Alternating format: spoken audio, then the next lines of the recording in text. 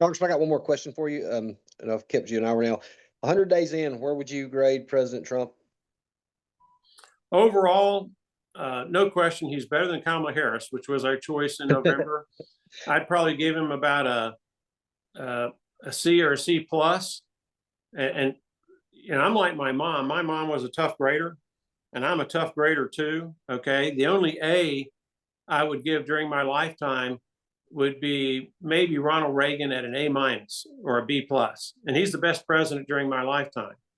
So when I give um, Donald Trump a C or a C plus, please understand where I'm coming from. On the trade wars, to break it down so that I'm not just averaging everything, but on the trade wars and the tariffs, I'd give him a D. Um, he's motivated by the right goal, but the tactics he's using, I think, are the wrong ones, and they increase the risk of us losing these trade wars. On border security, keeping people from coming in, I would give him a B or B plus. I wouldn't give him an A unless he stopped all of it. And he hadn't stopped all of it. He might have earned an A minus, somewhere in that ballpark.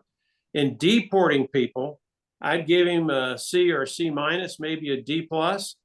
The one thing about Donald Trump, he is the most effective politician I've ever seen at self-promotion and destroying the reputations of his opponents.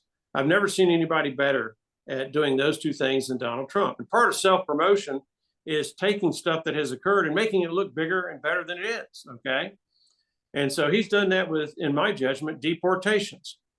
To put it into perspective, if you wanted to solve the problem, if the problem is illegal aliens coming across our border and illegal aliens who are already here committing crimes, taking our jobs, suppressing our wages, if that is the problem, then you have to average about 100,000 deportations a week for 4 years to actually fix the problem. And to me, if you've got a problem, the challenge is to fix it. And Donald Trump, again, the numbers are all over the map. So you don't know how much is self-promotion that is hype, because Donald Trump does have a tendency to exaggerate, and that's putting it kindly. But the hype has him somewhere around 10,000 a week, deportations, maybe 15,000, maybe 5,000. Again, there's a variance depending on what source you look at, and what they in turn look at as they give you numbers on deportations. And when you need 100,000 a week, whatever it is, it's a failing grade. Don't get me wrong, it's better than Kamala Harris, but she was failing too. If we look at moral values, well, on some things, Donald Trump's done fairly good. But on honesty and integrity, on ethics, he's a D or an F. And that's troubling. But there are other things he's done on other moral values issues that are good. So that's why I give him a C or a C plus overall. He's got a passing grade, but really my grade doesn't matter. What counts is the grade of the American people. And if you go to Real Clear Politics, which I check in on almost daily, they average out what they believe are the reputable polls that are outstanding, that have come in recently. And they typically will average out 10 or 15 of these polls. And if you want to pick out any one of them, you can pick out one and see the history of that particular poll. And that's good for trend lines, because now you've got the same polling organization using the same methodology. And that gives you a little bit better confidence in the direction because of which direction their polling is, as opposed to comparing, say, Gallup versus Economy YouGov versus Rasmussen versus ABC or NBC. They all use different methodologies, so you're going to expect different results because of the different methods they use to collect those results. And the public evaluation of Donald Trump right now is a D at best.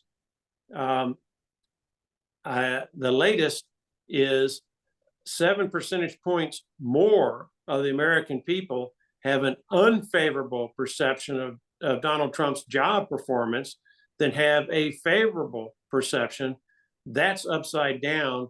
And generally, when you're below zero, that's a failing grade in anybody's book. So that's, if I were in the White House, That's what I would be concerned about. And I try to reverse those numbers.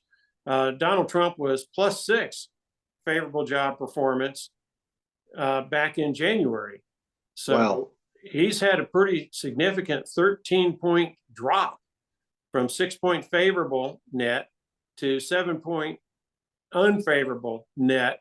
And that's a really bad trend. And if that continues, the Democrats are going to clobber the Republicans in the 2026 midterms and in the 2028 general elections, just as they did in Trump's first term in 2018, where Trump in his presidency was seen so unfavorably by the American people that they empowered Nancy Pelosi to be House Speaker in 2018. And then in 2020, they kept Nancy Pelosi as House Speaker and empowered Joe Biden to be president and Chuck Schumer to be majority leader of the Senate. So the Trump administration has to reverse these numbers, or else there's going to be hell to pay for conservatives and Republicans in the next set of elections. Congressman, thank you so much for coming in today. Give us your time.